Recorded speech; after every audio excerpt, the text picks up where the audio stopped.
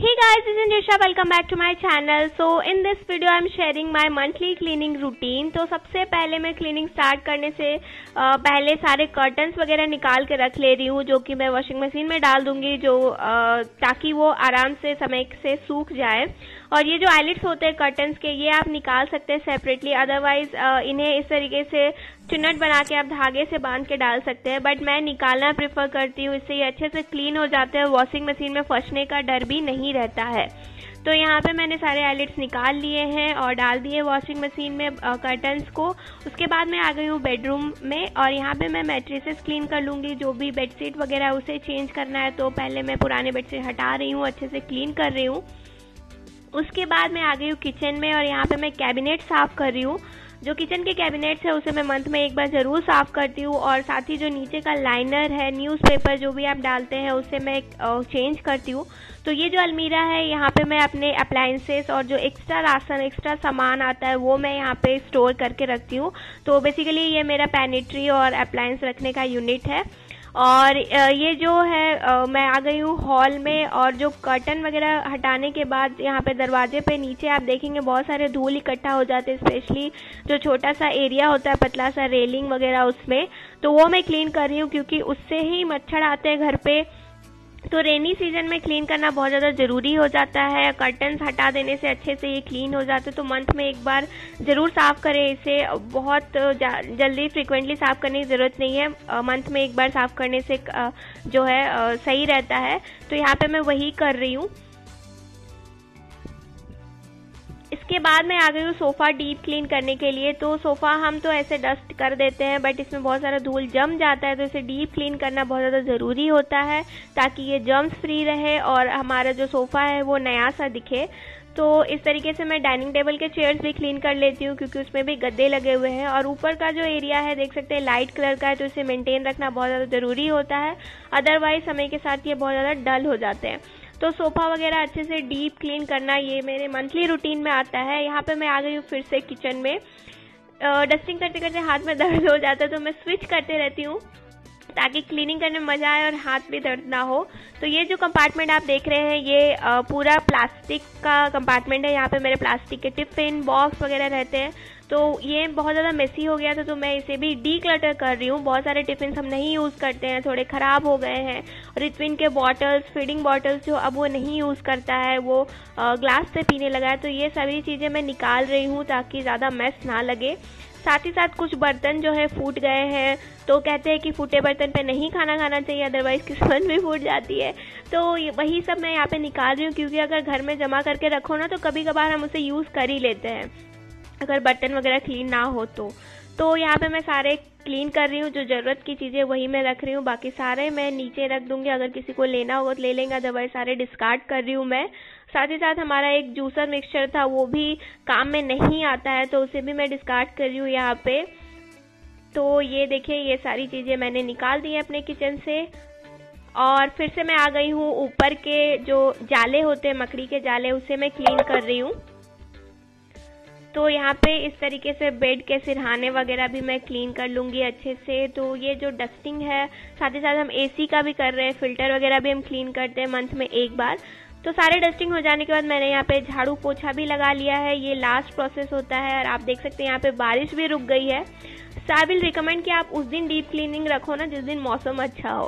तो यहाँ पे मैं आ गई हूँ बेडरूम में, और यहाँ पे मैंने एक वेकफिट का मैट्रेस प्रोटेक्टर लिया था, अभी रिसेंटली मैंने शेयर किया अमेजन हॉल, वहाँ पे मैंने शेयर किया था। तो अगर आपको लेना है तो आप चेक कर सकते हैं उस वीडियो को। तो यहाँ पे मैं प्रोटेक्टर लगा रही हूँ, उसके ऊपर मैं बेडशीट वगैरह बिछा दूंगी। अगर आपका बेड क्लीन हो जाए ना, तो पूरा बेडरूम अच्छा दिखने लगता है, क्योंकि जो एरिया होता है बेड का वो काफ़ी ज़्यादा होता है कमरे में, और वो क्लीन हो तो पूरा बेडरूम ही क्लीन लगने लगता है। तो यहाँ पे मैं बेडशीट वगैरह डाल के अच्छे से क्लीन कर लूँगी।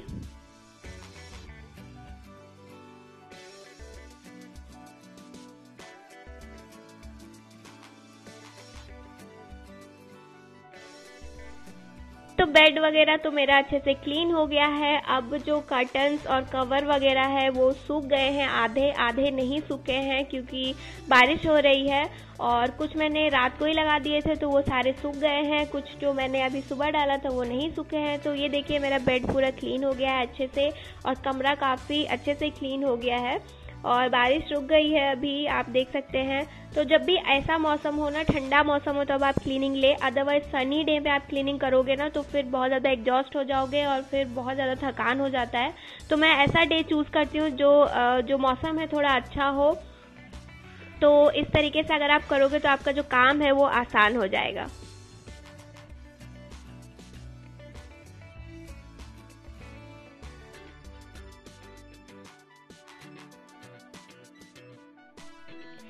यहाँ पे आप देख सकते हो मेरे कुछ कर्टन सूख गए हैं, तो इसके आईलेट्स है वो भी हम लोग अच्छे से क्लीन कर ले रहे हैं क्योंकि इसके अंदर भी धूल इकट्ठा हो जाती है।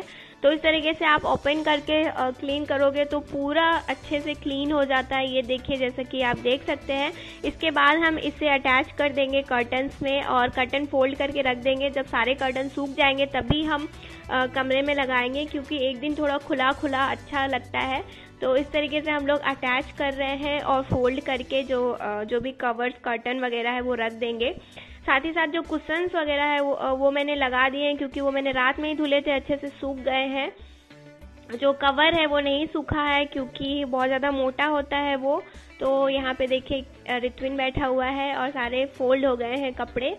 यहाँ पे मैंने एक जुगाड़ लगाया है और इस तरीके से मैंने बेडशीट टांग दिया है जो कि पर्दे की तरह काम कर रहा है, और अच्छे से 3 लेयर में मैंने डाला है क्योंकि ये जो बेडशीट है वो काफ़ी ज़्यादा बड़ा है।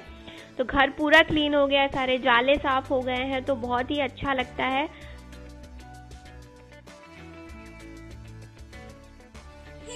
मेरी क्लीनिंग हो गई है and now I took shower also, but एक चीज जो है क्लीन करना बाकी रह गया था जो कि है मेरा ड्रेसिंग टेबल। तो ड्रेसिंग टेबल ऑलमोस्ट साफ ही रहता है क्योंकि मैं डस्टिंग करती रहती हूँ, बट उसमें जो क्लटर इकट्ठा हो जाते हैं, लाइक हम कोई चीज यूज करते हैं और हड़बड़ी में उसे यहाँ वहां रख देते हैं, तो वो सारी चीजें जो है क्लटर्ड हो गई है। तो उससे अभी मुझे डीक्लटर करना है जो कि मैं मंथली करती हूँ, क्योंकि जो सारे सामान है वो अपने डेजिग्नेटेड प्लेसेस पे पहुंच जाए और हमें किसी भी चीज को अप्रोच करने के लिए इधर उधर ढूंढना ना पड़े, सभी चीजें अपनी जगह पे मिल जाए। तो यस, अभी वो काम है, चलिए वो कर लेते हैं। आप देख सकते हैं वो हमारा ड्रेसिंग टेबल है जो कि बहुत ज्यादा क्लटर हो गया, तो उसे भी मुझे क्लीन करना है। एंड यहाँ पे मैंने फॉर टाइम बीइंग पर्दे की जगह पे बेडशीट लगा दिया। ये काफी बड़ा बेडशीट है, सो 3 लेयर्स हो गए हैं इसके और धूप भी नहीं आ रही है। तो जब तक ये सूखते हैं, जैसे बाहर के तो कर्टन सूख गए हैं बट बेडरूम के कर्टन थोड़ी लेट मैंने डाले थे तो वो अभी सूखे नहीं है, बारिश भी हो रही है। तो आज के लिए मैंने इस तरीके का जुगाड़ किया है। चलिए ड्रेसिंग टेबल साफ कर लेते हैं। तो ड्रेसिंग टेबल क्लीन करने से पहले यहाँ पे मैं नीचे में एक जो बेडशीट है वो डाल रही हूँ ताकि सारे सामान मैं उसके ऊपर रख सकूँ, क्योंकि अभी मैंने डस्टिंग क्लीनिंग की है तो फिर से नीचे गंदा हो जाता।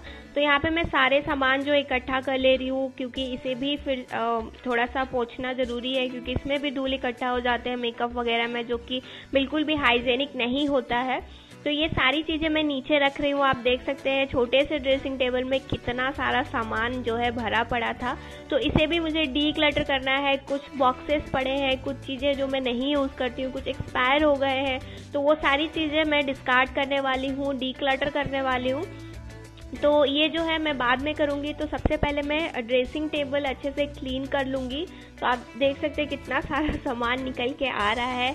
एंड कुछ मेरे बेबी के टॉयज़ हैं, बुक्स वगैरह है, जो सभी चीज़ें यहाँ पे भर जाती है अगर आप फ्रिक्वेंटली डिक्लटर नहीं करोगे तो। क्योंकि जो ड्रेसिंग टेबल और बेड एरिया होता है यही होता है फ्लैट में और ज़्यादा बहुत सारी चीज़ें नहीं होती है कमरों में, छोटे छोटे कमरे होते हैं। तो जो ड्रेसिंग टेबल है उसे ही हमें एज अ डेकोर यूज़ करना पड़ता है और साथ ही साथ मेकअप स्किन केयर का स्टोरेज की तरह भी यूज़ करना पड़ता है। और साथ ही साथ उसमें और सभी चीज़ें भी रखी जाती हैं, लाइक कुछ बुक्स, कुछ टॉयज़, तो सभी मैं उस निकाल के बाहर रख ले रही हूँ। ये आप देख सकते हैं कितना सारा सामान निकल के आया है। तो क्योंकि मैंने पहले ही डस्टिंग वगैरह कर ली है रूम की, तो सबसे पहले मैं स्प्रे कर रही हूँ। स्प्रे कर देने से क्या होता है ना, जो डस्ट है वो गीले हो जाते हैं, वो डायरेक्ट कपड़े में आते हैं, उड़ते नहीं है।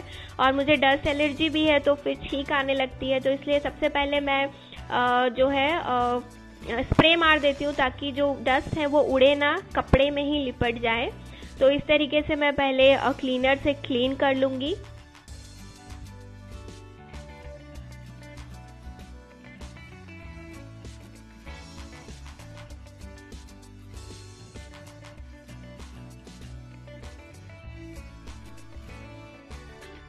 तो एक साइड का क्लीनिंग तो हो गई है, अब बारी है जो मिरर है वो क्लीन करने की। तो मिरर भी सेम क्लीनर से क्लीन हो जाता है।